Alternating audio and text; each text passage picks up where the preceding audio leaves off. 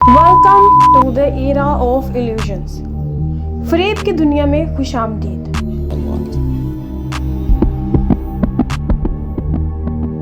Mark my words, AI is far more dangerous than nukes. Rock, paper, scissors, shoot. I won. This is a good beginning of my plan to dominate the human race.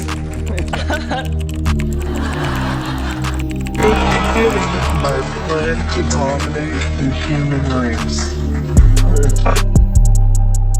आज के बाद हमारी दुनिया इस phase में दाखिल हो गई है जहां आपकी स्क्रीन पर चलती चीज़ सच है या झूठ ये पहचान ही नहीं रहेगी और फ़रेब को जानना नामुमकिन हो जाएगा।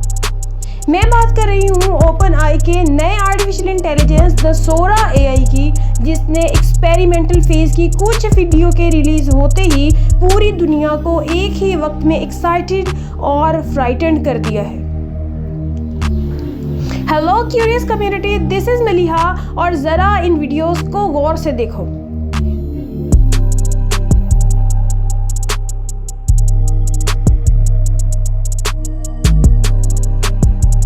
इस वीडियो में गेस करो ये कौन सी जगह है।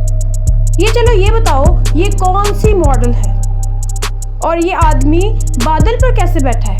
वाह क्या फोटोग्राफी है। मगर क्या आप जानते हो ये बीच, मॉडल और आदमी इस दुनिया में कहीं एग्जिस्ट ही नहीं करते, बल्कि ये सोरा AI से एक क्लिक में जनरेट किए गए हैं। 2021 में ओपन AI ने ChatGPT लॉन्च करके दुनिया में खलबली मचा दी थी और अब सेम कंपनी ने सोरा AI को लॉन्च करके फिर से दुनिया को शॉक्ड कर दिया है। बेसिकली ये एक टेक्स्ट टू वीडियो AI है, मतलब किसी भी किस्म की वीडियो क्रिएट करने के लिए सिर्फ एक लाइन लिखने की ज़रूरत है और एक हाई क्वालिटी वीडियो आपकी स्क्रीन पर होगी। अब सवाल ये पैदा होता है कि मार्केट में पहले से ही कुछ ऐसे टेक्स्ट टू वीडियो एडिटर मौजूद हैं, तो इसमें ऐसा क्या है कि इसका इतना ज़्यादा चर्चा हो रहा है। पहली बात तो ये है कि पहले से मौजूद AI से क्रिएट किए जाने वाली वीडियोस की क्वालिटी सोरा के मुकाबले में ज़ीरो है। जैसे यहाँ इस बंदे को स्पैगेटी खाते दिखाया जा रहा है, तो दोनों वीडियोस की क्वालिटी में ज़मीन आसमान का फ़र्क है। और दूसरे नंबर पर आती है सोरा AI की जनरेटेड वीडियोस की रियलिटी। देखने में ये वीडियोस बिल्कुल रियल क्यों लगती हैं? क्योंकि ये फिजिक्स की लॉज को अच्छे से फॉलो करता है। मसलन अगर ये पपीज हिलेंगे तो बर्फ किस डायरेक्शन में नीचे गिरेगी, अगर ये हाथी चलेंगे तो इसके पाँव की मूवमेंट और इसके इर्द गिर्द की इन्वायरमेंट इस तरह से सिंक्रोनाइज्ड है कि इन्हें रिकॉग्नाइज करना तकरीबन नामुमकिन है। और अगर वर्किंग की बात की जाए तो सोरा AI साइलेंट नॉइज के प्रिंसिपल पर काम करता है। अगर आसान करके समझना हो तो आपने पुराने टीवी चैनल्स पर इस तरह के तारे तो देखे ही होंगे। ये AI भी इसी तरह से एक साइलेंट नॉइज क्रिएट करता है और फिर यूजर की इनपुट के हिसाब से इन तमाम तारों को अरेंज करके वीडियो में कन्वर्ट कर देता है। इसकी सबसे मज़े की बात यह है कि ये टेक्स्ट टू वीडियो एडिटर होने के साथ साथ वीडियो टू वीडियो एडिटर भी है। मतलब आप कोई भी वीडियो देकर इसमें अपनी मर्जी के चेंजेस करवा सकते हो। जैसे इस गाड़ी को देखो, अगर आप इसकी सराउंडिंग्स को चेंज करवाना चाहो तो आप एक प्रॉम्प्ट के जरिए चेंज करवा सकते हो। यहाँ तक कि अगर आप इसे ये कहो कि गाड़ी को 19वीं सेंचुरी में देखना चाहता हूँ तो वो आपको इसमें भी चेंज करवा देगा।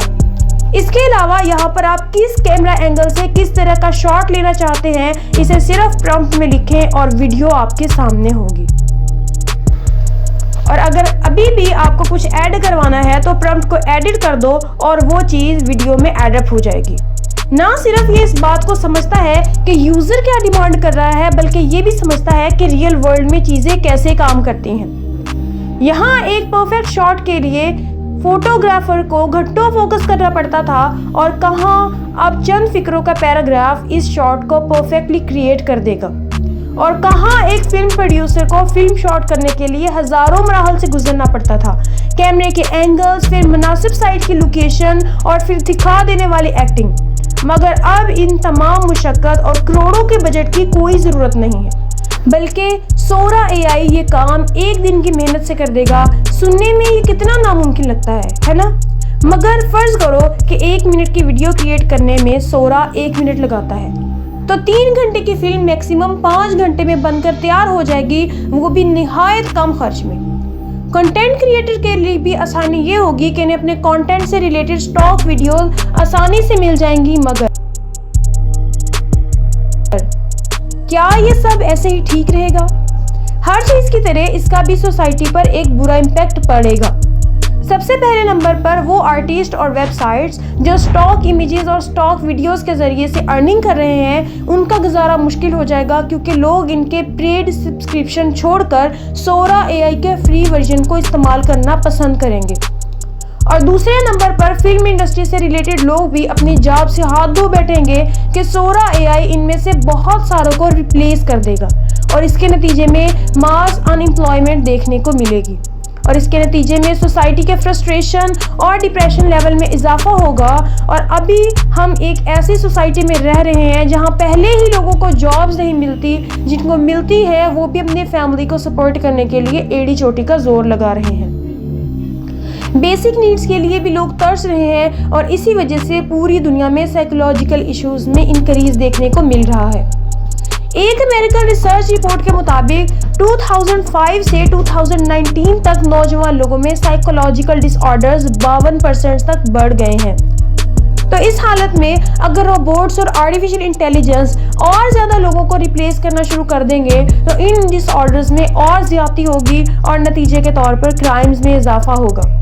और ये सिर्फ इब्तदा है, ओनली स्टार्टिंग। आइंदा ये टेक्नोलॉजी कहाँ तक जाएगी इस बात का कोई अंदाज़ा नहीं है। ना सिर्फ लोगों की जॉब्स खत्म होने का डर है, बल्कि इस तरह के एआई से फ्रॉड वीडियोस के जरिए लोगों को इजीली बेवकूफ़ भी बनाया जा सकता है। किसी भी पॉलिटिशियन या फिर किसी भी लीडर की एआई जनरेटेड वीडियो में अपनी मर्जी की बात बोलकर किसी भी मुल्क में झूठा प्रोपेगेंडा किया जा सकता है। अब आप बोलोगे कि ऐसी भी बात नहीं है, मलिहा ज्यादा ही कंसर्निंग हो रही है। तो खुद सोचो, सोशल मीडिया पर चलती आपके फेवरेट लीडर की स्पीच को आप कितना कंफर्म करते हो शेयर करने से पहले। तो इंसान की आंख से देखी हुई चीज पर हम क्या ही शक करेंगे। इस तरह से प्रोपेगेंडा करने वाले नेगेटिव लोगों के लिए फसाद मचाना कहीं ज्यादा आसान हो जाएगा और इसके साथ ही झूठी मार्केटिंग करने वाले भी मैदान में उतर आएंगे। अब वो कैसे? आपको याद तो होगा कि कुछ अरसे पहले रोनाल्डो ने अपनी प्रेस कॉन्फ्रेंस में कोका कोला को डिस्करेज किया था, जिसके नतीजे में इस कंपनी के शेयर्स बहुत गिर गए थे और इसे एक दिन में $4 बिलियन का नुकसान हुआ था। इसी तरह जब इलॉन मस्क ने एक गेम स्टॉप की तारीफ की तो इस गेम के शेयर 1.2 बिलियन से $12 बिलियन तक पहुंच गए थे। तो अब इमेजिन करें किसी भी सेलिब्रिटी के मुंह से अपने ब्रांड की तारीफ करवाना आर्टिफिशियल इंटेलिजेंस के जरिए कितना आसान हो गया है और साथ ही अपने ओपोनेंट के बिजनेस को नुकसान पहुंचाना भी। मतलब अब आपकी आंख देखकर और आपके कान सुनकर भी ये फैसला नहीं कर पाएंगे कि क्या सच है और क्या फ्रेब। मगर इन सब चीज़ों के बावजूद आर्टिफिशियल इंटेलिजेंस के अपने फ़ायदे हैं और इसके डरने में भी हमारी कुछ फितरत का अमल दखल है। हर इंसान अनजानी चीज़ से खौफ महसूस करता है और यही इसकी बका की वजह है। जब भी इंसान के पुराने अकायद पर ज़रब लगती है तो वो रेजिस्ट करता है। जैसे गैलीलियो को सिर्फ इस बात पर उम्र कैद हुई थी कि इसने कहा था कि ज़मीन गोल है, जबकि उस वक्त तमाम लोग ये समझते थे कि ज़मीन फ्लैट है। टेलीफोन के आने से डाकखाने वालों की नौकरियां तो ख़त्म हुई और फिर मोबाइल फ़ोन के आने से टेलीफोन के टेलीफोन बूथ और पीसीओज बंद हो गए, मगर साथ ही साथ नए चांसेस और नई जॉब्स भी क्रिएट हुई। इसके अलावा open AI artificial generated videos पर एक वाटरमार्क देगा जिससे असल और नकल की पहचान की जा सकेगी।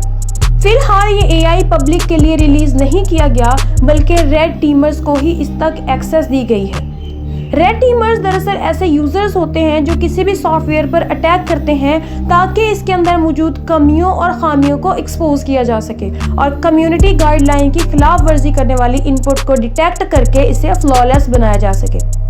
अभी ओपन एआई ने ये एक्नॉलेज किया है कि अभी के लिए इस एप्लीकेशन में कई कमजोरियां हैं और इन्हें रिमूव करने के लिए कोशिशें की जा रही हैं।